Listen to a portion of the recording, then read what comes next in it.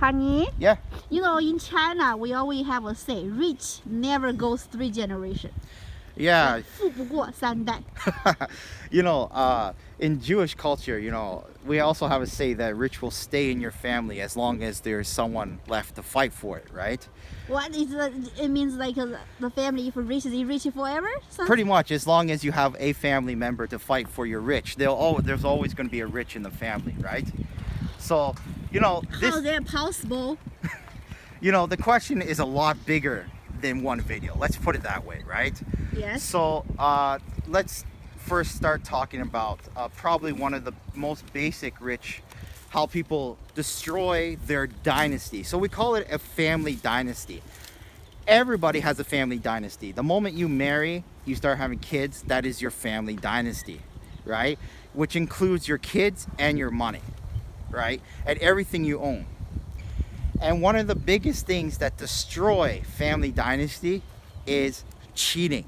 This is the first thing. That's why there's, in the Jewish culture, there is a lot of lower divorce rates, because we all follow these rules. I guess you could call them rules or something like this, right? We follow this code of morals, right? In the family, right? And one of the codes that we shouldn't break is cheating. Cheating will destroy your family dynasty, no matter how you look at it, right? Because first things first, when you're building a family dynasty, you want to put all your resources into one thing. Having a little three or somebody outside your family, you are diverting resources away from the family into something else. So already you cut off your leg.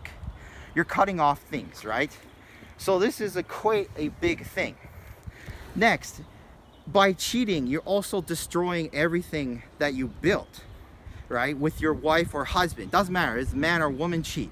You are destroying it because you are taking resources and putting it somewhere else. And what happens is that not only if your wife gets angry and divorces you, she's going to try to take resources from you. You're going to try to take resources from her. Guess what? Your resources are cut again, right? Or say your wife doesn't know, or your husband doesn't know, or maybe they agree to this. You're taking resources out for this woman. Then maybe this woman gets pregnant, or the man gets you pregnant. Then again, you're taking resources from your family into another relationship.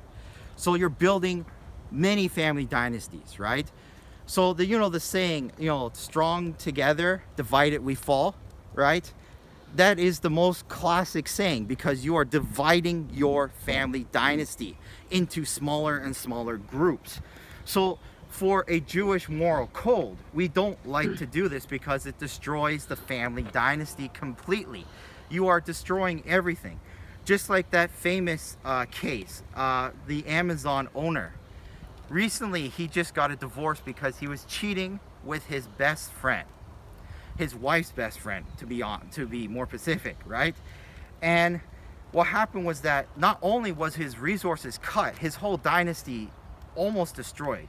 Right now, he's working very hard to rebuild the dynasty of Amazon, of his family. His children don't like him. His ex-wife hates him. And in the Jewish community, cheating is one of the worst things you can do. It is very, very frowned upon.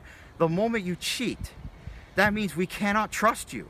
If you cheat with the person you sleep with in bed every night, how can I trust you to do business with me?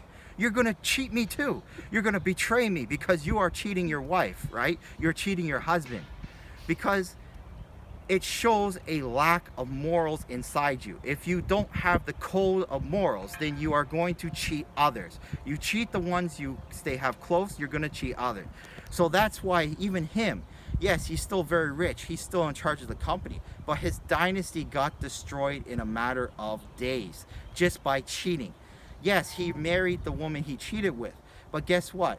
All the communities around him have distanced themselves. They don't want anything to do with him, because they think that he is untrustworthy. They don't want him living beside them, because maybe he'll do it again. Maybe his wife will do it again, his current wife. or they don't want him buying houses. They don't want him going to the synagogue. They don't want him going anywhere, even doing business with him. They will only do the bare minimum because they cannot be trusted. So cheating is one way to kill your dynasty. So in a Jewish code of morals, we do not cheat. We will divorce if we think the marriage is failing. Yes, we have a divorce. But when it comes down to cheating, we will say no, and we will try not to cheat because it will show our character of being untrustworthy. And if you're untrustworthy in your family dynasty, your family dynasty will lose the money because you're untrustworthy in life.